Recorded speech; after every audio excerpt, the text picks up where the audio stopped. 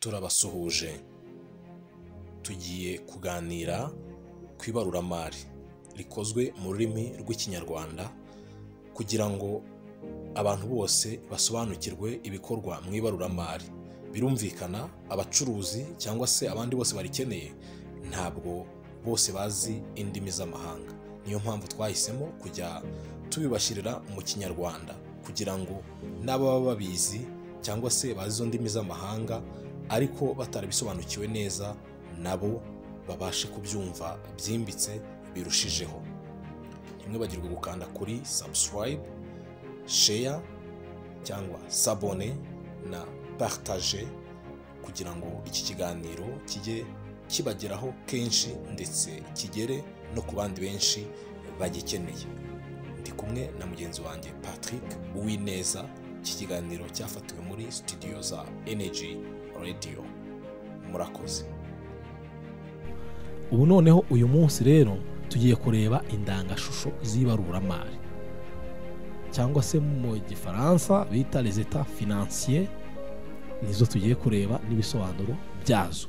Abantu babe hafi. Indangashusho z'ibaruramari twagiye tugenekereza kugira ngo ibintu bijye mu kinyarwanda. Hari abavuze ubujeze Patrick bavuga batari ko none ibyo bintu kuri kuvuga mu kinyarwanda urumva turabanye abantu bose abacuruzi bose bo mu Rwanda bagomba kumenya icyongereza, bagomba kumenya igifaransa, ariko twagerageje kubabwira ngo niba tuvuze indangashusho z'ibaruramari wumve ko ari les états financiers cyangwa se financial statements. Niba warabize mu cyongereza urahita wumva ibyo ari byo cyangwa se mu gifaransa, ariko n'uwumva ikinyarwanda agomba kubyumva nabo bikeneye cyane. Niba ari umucuruzi wicururiza ku gasantere ahantu akeneye kumenya ibi bintu nawe mu rurimi rwe, ibitazashoboka kujya mu kinyarwanda byibuze twagereze kubimwumvisha iryo jambo nawe ashobora kurifata mu rurimi rw'amahanga niba bizaba byananiranye. Ariko byo dushobora gushyira mu kinyarwanda turashaka ko abantu babimenya kuko ibaruramari rirareba abantu bose. Umukontabure wabandi mwita ngo ngiye kwa kontabure ni umubaruramari, ntabwo ari umukontabure, ntabwo ari ikinyarwanda. Izi ndangashusho rero cyangwa se les états financiers cyangwa se financial statements, izi ndangashusho zigaragaza isoko nyakuri y'amakuru nyayo kandi yizewe ku mutungo w'ikigo. Aya makuru aba ari ngombwa cyane ku bayobozi, abashoramari, abanyamigabane n'ibigo by'ubucuruzi bitandukanye. Impamvu aya makuru aba ari ngombwa ni iyi: nyiri ikigo cyangwa se abanyamigabane mu kigo runaka baba bakeneye kubimenya. Ese twarungutse, turimo turaganaye, ibyo twateganya kunguka, ibyo twabonye cyangwa byaragabanutse kubera iki? Nababwiye ko ibintu byose ukoze raporo cyangwa se izi nyandiko twita izi financial statement arizo ndangashusho z'ibaruramari, umubaruramari mwiza igihe cyose iyo ayirangije ayiherekeza ashyiraho ibisobanuro by'iyo mibare ye. Nabwiye ko ba bosi bacu bose batumva ibyo bintu, bashishikajwe no gukora bashaka amafaranga. Wowe rero umubaruramari nawe ugomba gushishikazwa no kubibasobanurira. Ntabwo bazakorera amafaranga bajye Dubai bajye he bashake, nibarangiza baza no kwiga ibaruramari bagombye kuba ubasobanurira. Ntabwo byashoboka. Icyo izi rero izi ndangashusho zirabereka imitungo yabo ihagaze ite. Abashoye imari barabikeneye cyane kugira ngo bamenye ibintu byabo uko bihagaze. Nyuma yabo noneho abashoramari bashobora kuba bakeneye kugura imigabane muri cya kigo. Niba nkeneye kuzagura imigabane cyangwa kwifatanya namwe, nagombye kubanza kureba ese ibintu byanyu bikora bite, biratera imbere, birasubira inyuma. Nta handi wayibonera. Ni za ndangashusho zikwereka uko bihagaze, niyo mibare n'ibisobanuro wayitanzeho. Les commentaires, abakontabure barabizi, commentaire kuri ziriya état financier ziba ari ngombwa kugira ngo raporo nuyiha umuyobozi bitaba ngombwa ko ujya kumwicara uruhande utuntu twose uri kuvuga abe nawe yabibona akabyumva. Muri ziriya ndangashusho twabonye ko tugira eshatu z'ingenzi byanga byakunda.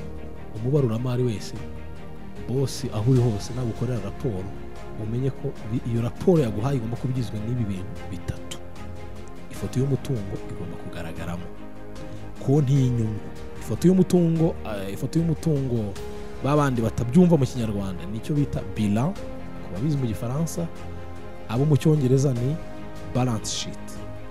Icyo kintu ni ihame kigomba kuboneka muri raporo. Icya kabiri ni konti y'inyungu cyangwa se compte de résultat. Usibye kuba compte de résultat mu gifaransa, mu cyongereza bayita income statement nibyo, cyangwa se bakayita profit and loss account, mu cyongereza bayitwa kubiri. Iya gatatu ikaba urujya n'uruza rw'amafaranga cyangwa se cash flow, mu gifaransa no mu cyongereza babyita cash flow. Izo uko ari eshatu niba guha raporo zitagaragaramo uzamenye ko uwo mukontabure hari ibintu arimo guhisha cyangwa se atazi gukora. Ibyo bintu bigomba kugaragara muri raporo nziza.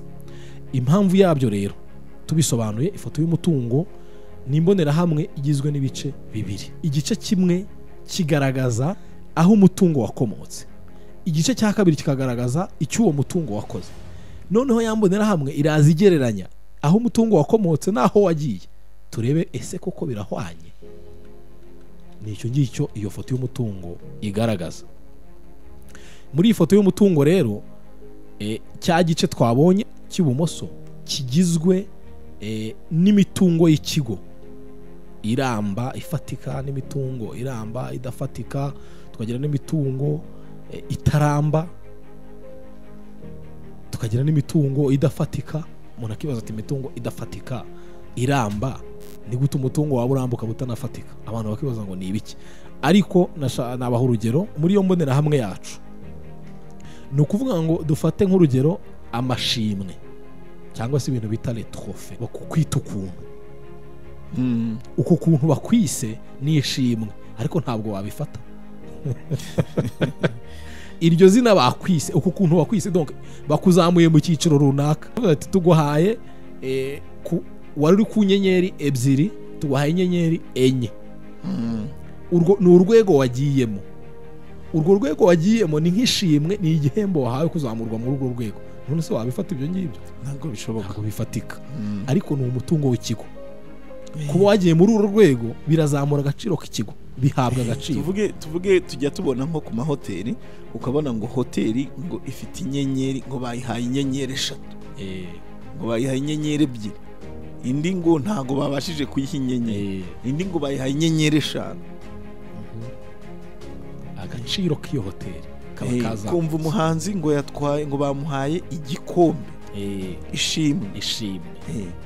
Kuriya kuntu abantu bashyirwa rero mu byiciro runaka bakabigaragarizisha ibimenyetso.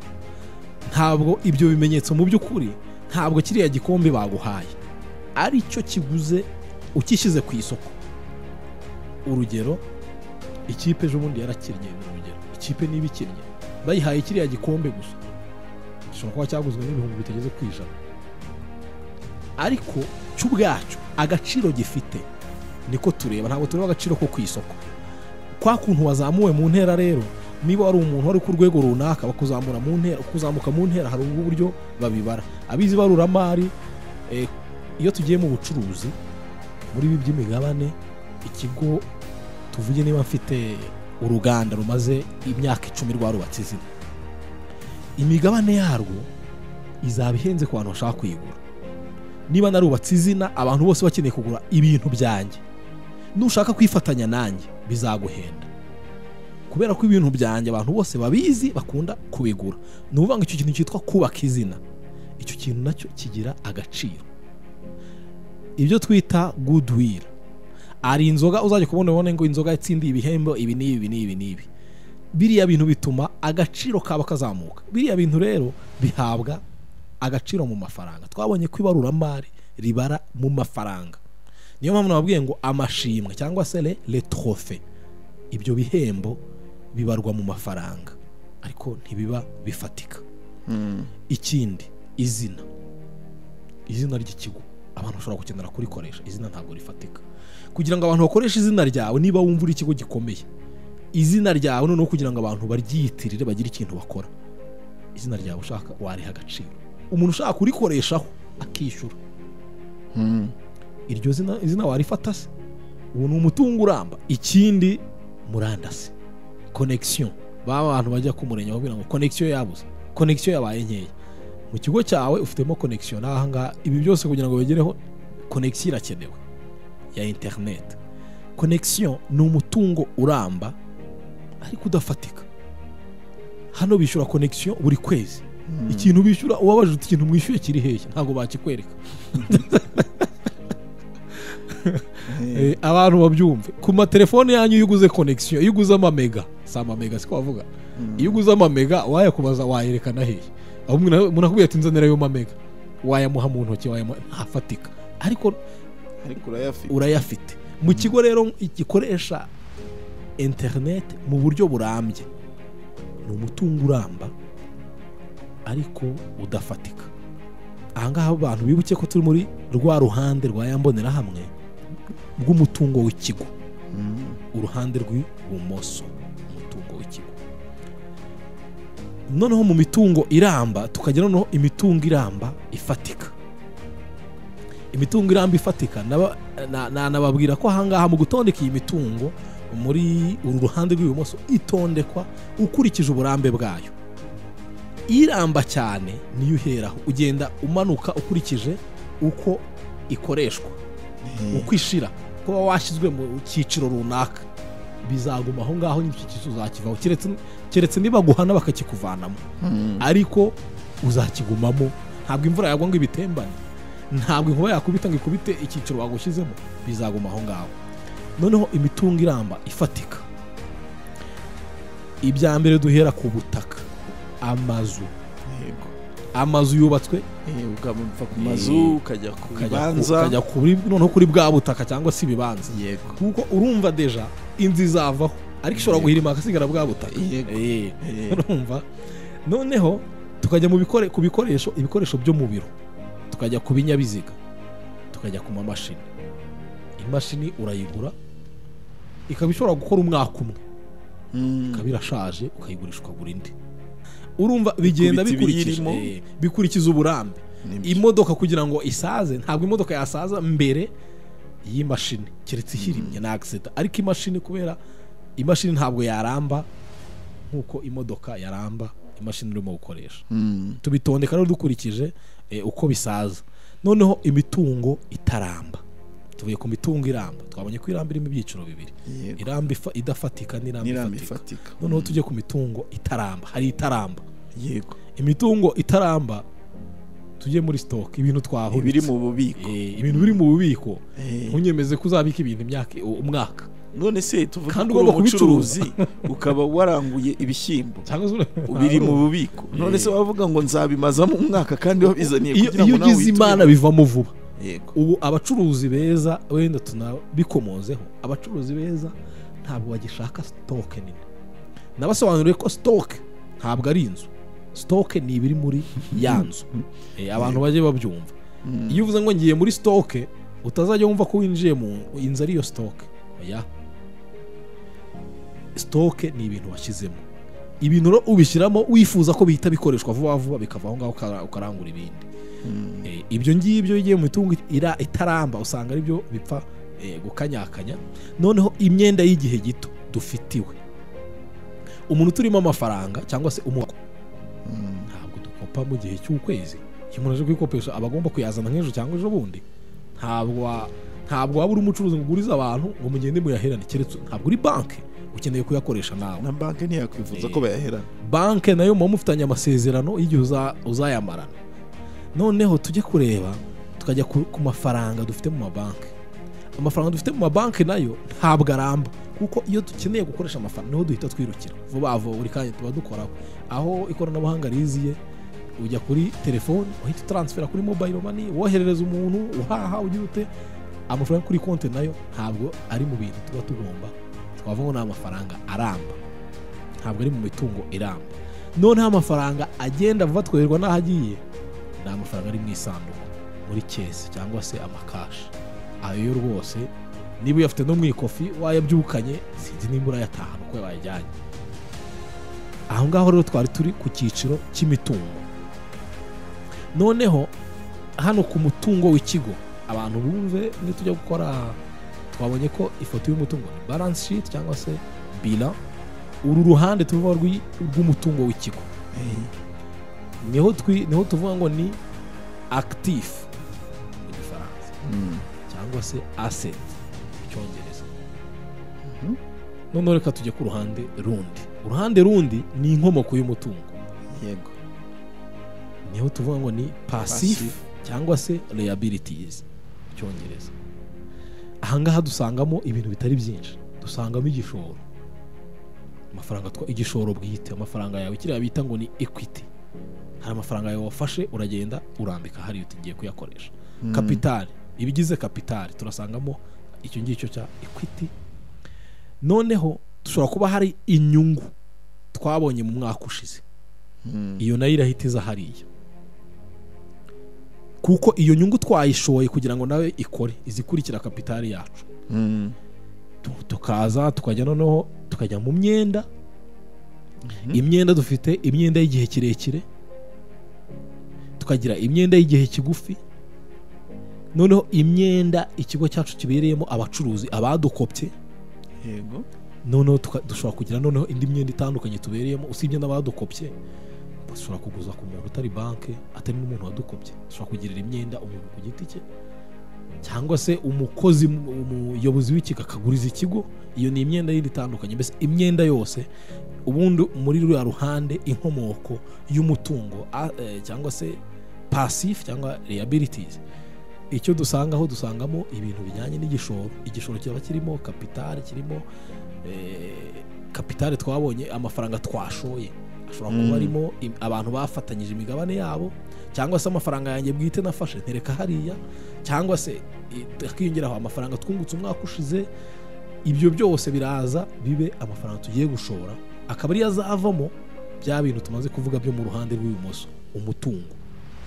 Turi mu nkomoko yawo rero. None tukareba n'imyenda itandukanye, imyenda mu mabanki y'igihe kirekire, mu mabanki y'igihe kigufi, abadukopye abantu baduhaye ibicuruzwa ntitwabishyura, duteganya kuzabishyura mu gihe kiri imbere. Hari imyenda no tubereyemo abantu batandukanye. Ibyo byose turabisanga noneho mu nkomoko y'umutungo.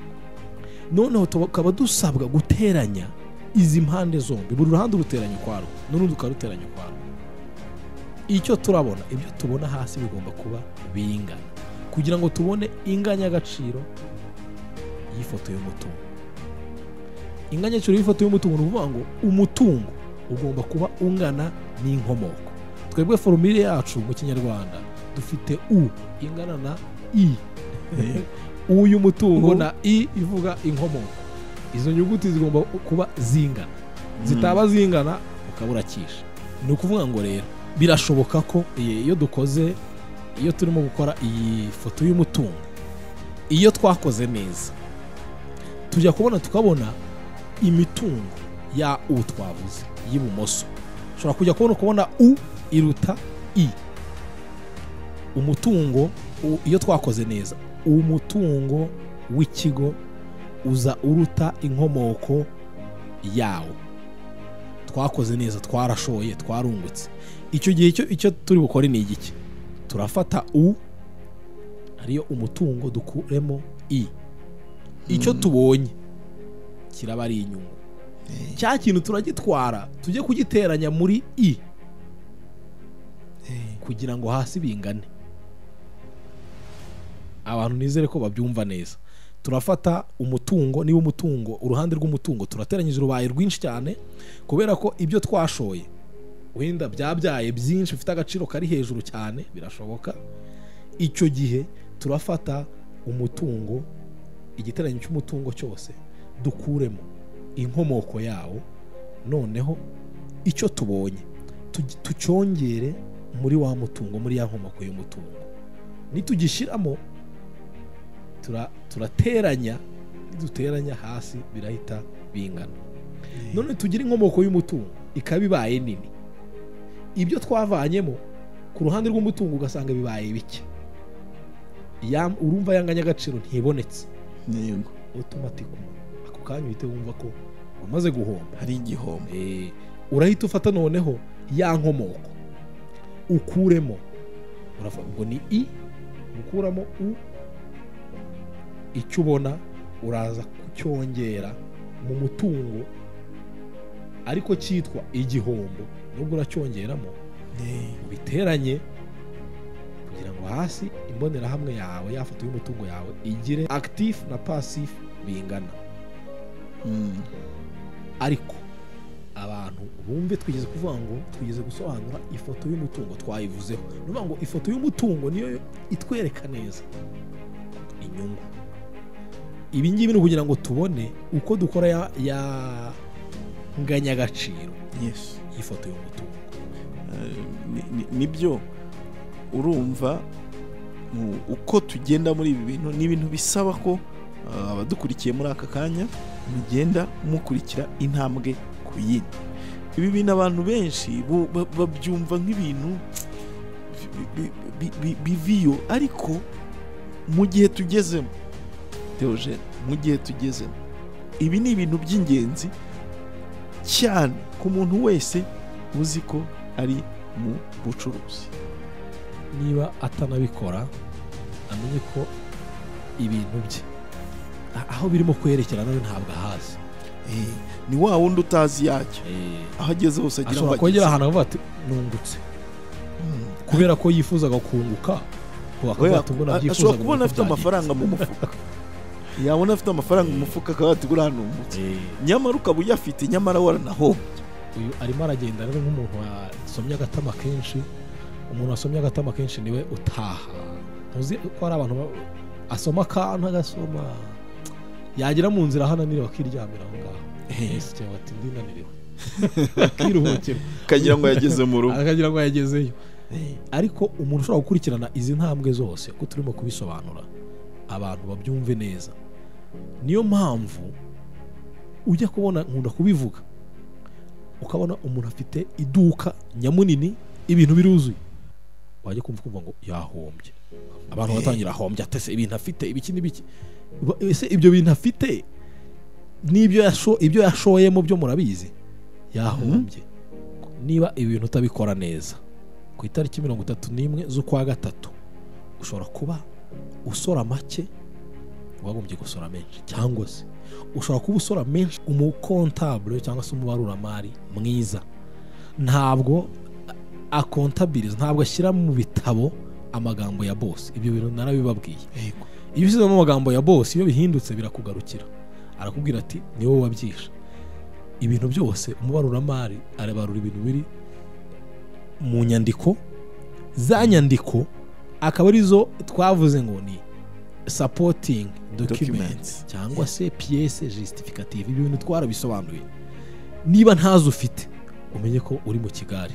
Icyo Kigali urimo rero niho hahandi ikigo cyiza abagenzuzi baza ugatangira ugahuzagurika bimwe. Ubundi amafaranga atagira inyandiko ayo ngayo bifatwa nk'ari fraud, ayanyerejwe, bifatwa nk'ari fraude, urabizira, urabihanirwa.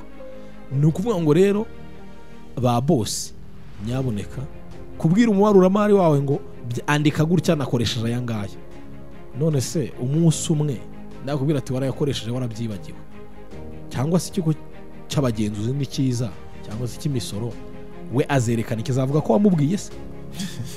Ni ukuvuga ngo ibaruramari ni rwo rufunguzo rwo kumenya neza umutungo wawe wose. Ntimwibagirwe gukanda kuri subscribe cyangwa s'abonner, share cyangwa partage.